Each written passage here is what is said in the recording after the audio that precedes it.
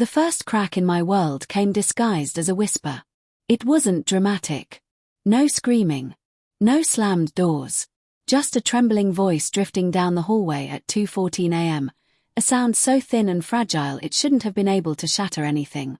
But it did. "Yeah. I miss you too," my wife said. I froze halfway out of the bedroom, barefoot on the cold wooden floor. Her voice carried a softness I hadn't heard directed at me in months, like a smile was pressed to every syllable. Then she said the name. Her ex. My chest constricted so sharply I had to brace myself against the wall. For a second I wondered if I was dreaming, if this was just one of those anxiety hallucinations I'd been having since our fight started. But the glow of her phone lit the living room, her silhouette curved forward on the sofa like she was trying to fold herself into the conversation. "Of course I still care. You know I do." A hot, electric panic went through me. The kind that numbs the skin, then burns beneath it. I didn't go to her. Didn't interrupt. I couldn't, not then. I backed away, returned to bed, and lay stiff under the blanket until she finally slipped in beside me 40 minutes later smelling faintly of mint tea and guilt. She thought I was asleep. I thought my world was still intact. We were both wrong. Morning brought its usual rituals, sunlight, coffee, forced smiles, but the night's words clung to me like invisible fingerprints. She hummed while she made breakfast, casual, calm, almost cheerful. A tone I hadn't earned from her in months. A tone someone else had. "You okay?" she asked when she noticed I hadn't touched my toast. "Did you sleep well?" The question jabbed me in the ribs. Did I sleep well, after hearing her heart wander through a phone call? "Yeah," I lied, lifting the mug to my lips. She smiled. A tender, guilty smile. And suddenly I hated that I could still see the woman I fell in love with inside it. I watched her move around the kitchen, light footsteps, a hand brushing her hair back, her eyes fluttering with some secret warmth that clearly wasn't meant for me. Once, she used to look at me like that. For days, I tried convincing myself it was innocent. Maybe he'd reached out for closure. Maybe she was being polite. Maybe she was just comforting someone who was going through something. Maybe I was overthinking. Maybe. Each excuse was a bandage slapped over a wound I refused to look at. But the signs kept dripping through. Her late-night texts. Her sudden need for space. Her sudden laughter at her phone. Her softness turning sharp whenever I asked simple questions. And worst of all, the way she watched the door whenever she came home, as though hoping someone else would be waiting there. Not me.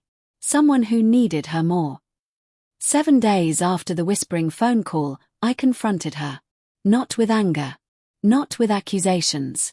Just quiet, trembling honesty. We were folding laundry together, a ritual that once made us feel like a team. She was matching socks. I was pretending not to study her face. "Who were you talking to last night?" I asked suddenly, around 2 in the morning. Her hands froze mid-fold. She didn't look at me, didn't breathe, didn't even blink. Then she said, "Just a friend." The lie was too fast, too smooth, too prepared. I stared at her. "Which friend?" She swallowed. "Someone you don't know." I felt the air drain out of the room. "Your ex." Her fingers twitched.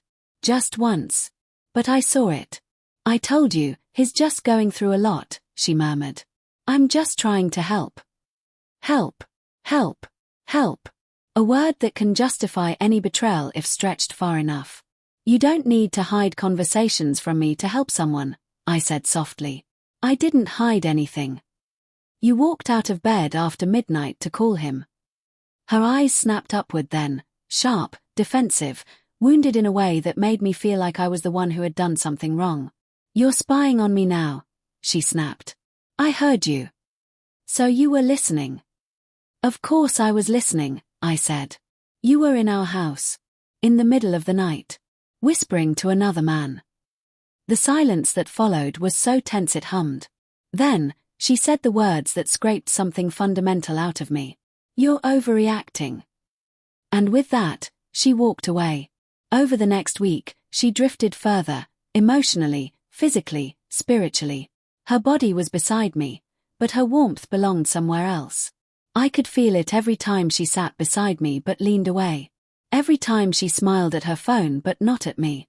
Every time she sighed at the sight of me as though I were an obligation she had accidentally married. We weren't fighting. We weren't speaking. We were unraveling.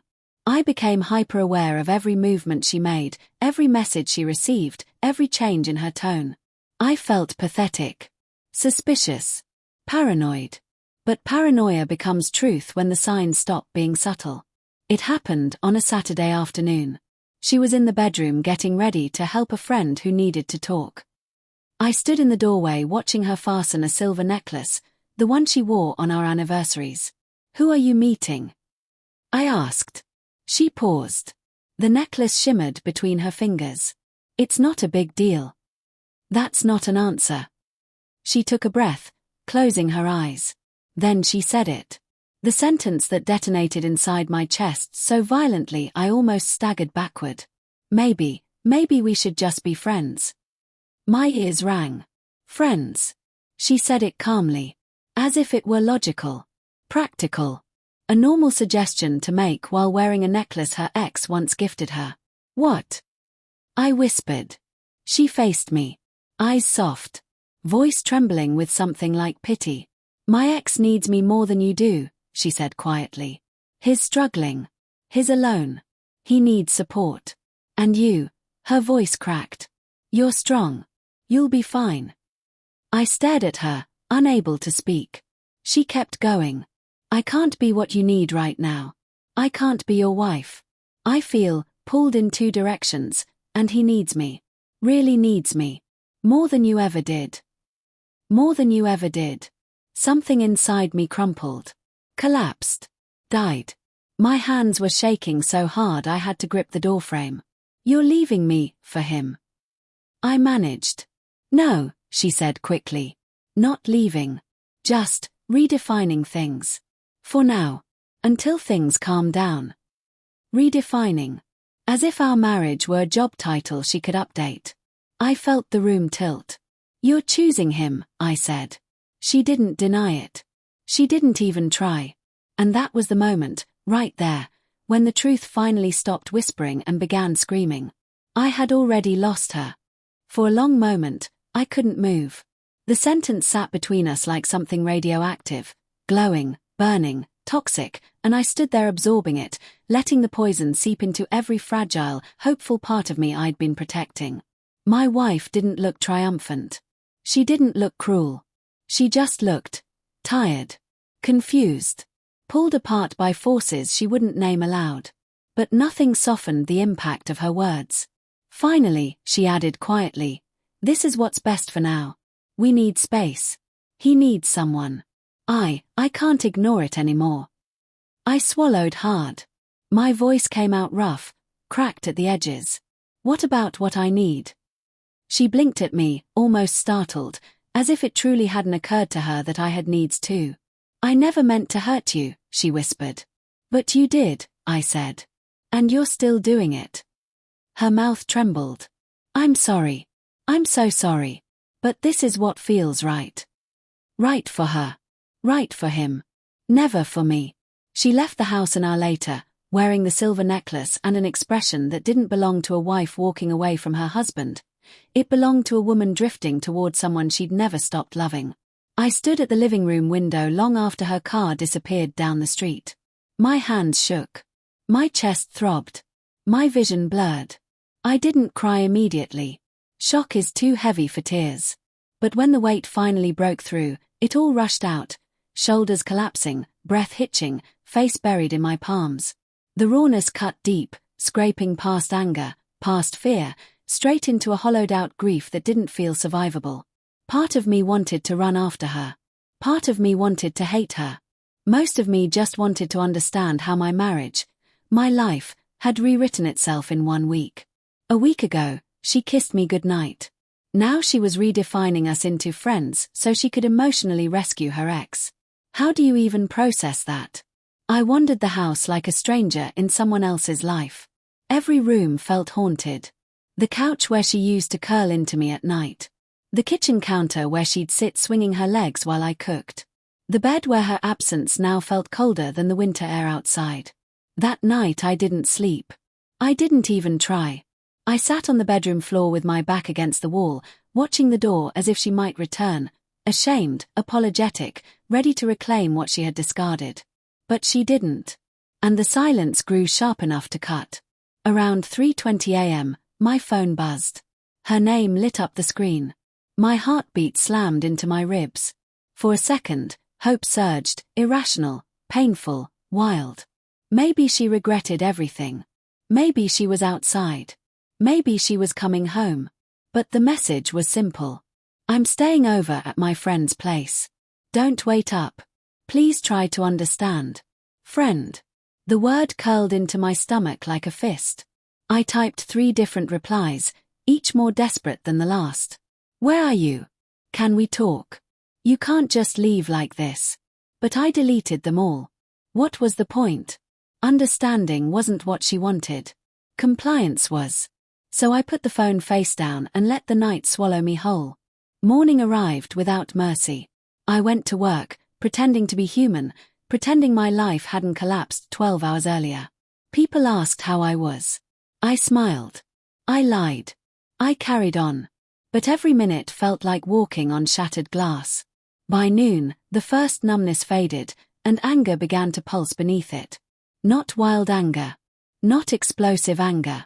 The quiet kind. The slow-burning kind. The kind that doesn't want revenge, just truth. So that evening, when she still hadn't come home or messaged again, I made a decision. Not to confront her. Not to beg for answers. Just to stop being the only one holding our world together. I needed clarity. Not closure. Not comfort. Clarity. She walked in around 8:40 p.m., exhausted, distant, wearing the same clothes she'd left in. I was sitting at the kitchen table, staring at the mug she'd forgotten to wash. She paused when she saw me. Her keys jingled softly in her hand. "Hey," she said, voice fragile. "I didn't think you'd still be up." "I wasn't," I replied. "Couldn't sleep." Her eyes softened for a moment, almost in sympathy, then dimmed again with something far more unsettling, hesitation. She sat across from me. The chair creaked lightly. The space between us stretched like an open wound.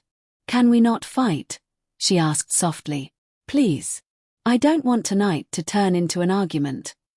"I'm not trying to argue," I said. "I just want to understand what's happening." She exhaled, rubbing her forehead. "I told you, it's complicated." "Then you uncomplicate it." Her gaze flickered away. "I care about him. We've been talking for weeks. He's going through something awful. I didn't expect to feel pulled toward him again. But I do." Pulled.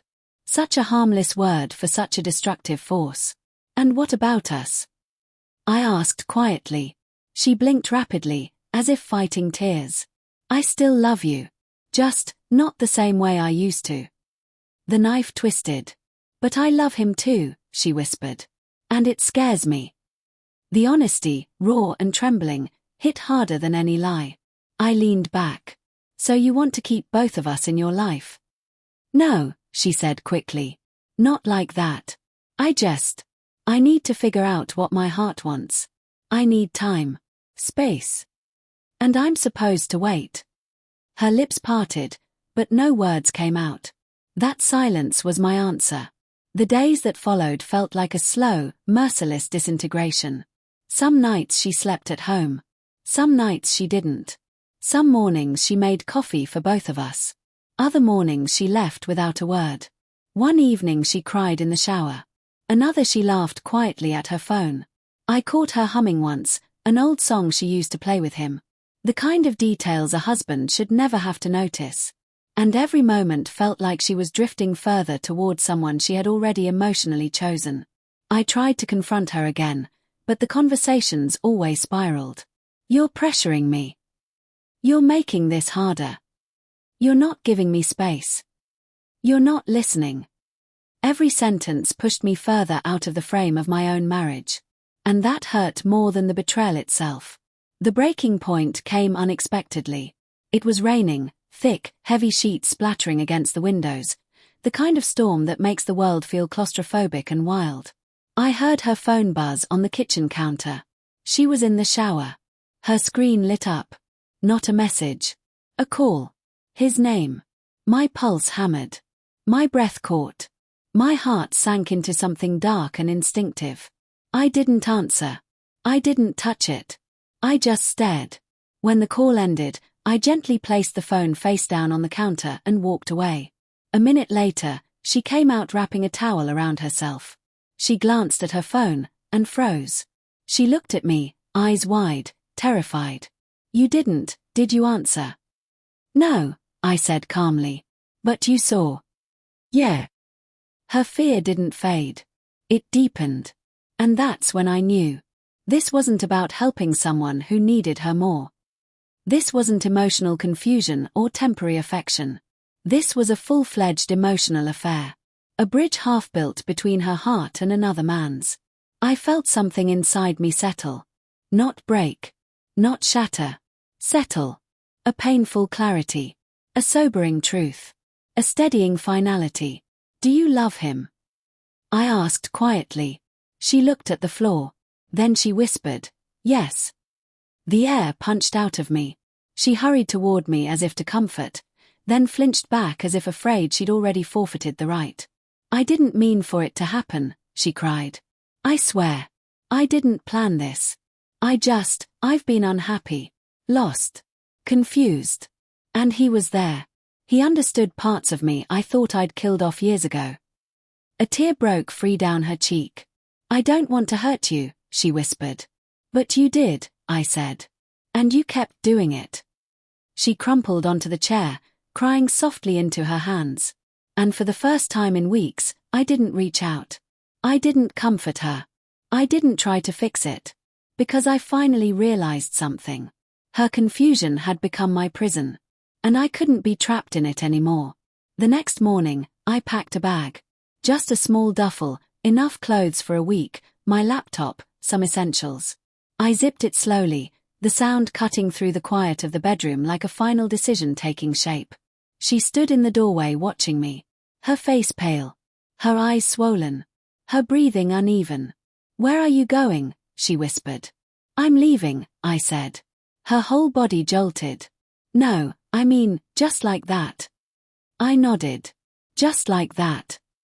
You can't walk away from us. There is no us, I said gently. Not anymore. She flinched like I had struck her. Please, she whispered, stepping closer. Please don't do this. I just need time. I just need space to think. You had time, I said. You had space. And you filled it with him. Tears spilled down her cheeks. But I love you too. Maybe you do, I said. But you love him more. Her breath hitched. She opened her mouth, then closed it again, unable to deny it, unable to pretend anymore. That was the final confirmation I needed. I'm not choosing to leave, I said quietly, lifting the bag. I'm choosing myself. Something I should have done the moment you said he needed you more. She broke at that, knees buckling, hands trembling, her sobs cracking through the house like thunder. I'm sorry, she cried. I'm so sorry. I never wanted this. I never wanted to lose you. But apologies can't resurrect what someone sacrifices willingly. I brushed past her gently, walked to the front door, and opened it to the cool morning air. She followed me, her voice breaking. Will you come back? She whispered. I looked at her, really looked, and for a second, all our years together flickered through my mind. Our first date. Our wedding. Our late-night talks. Our vacations. Our dreams. Our promises. Then I remembered the whisper at 2:14 a.m. And the necklace. And her leaving. And the sentence that destroyed everything. My ex needs me more. I shook my head slowly. No, I said softly. Not this time. She collapsed against the doorway, sobbing as I stepped outside. The door closed behind me with a soft click. The sound of an ending neither of us could outrun.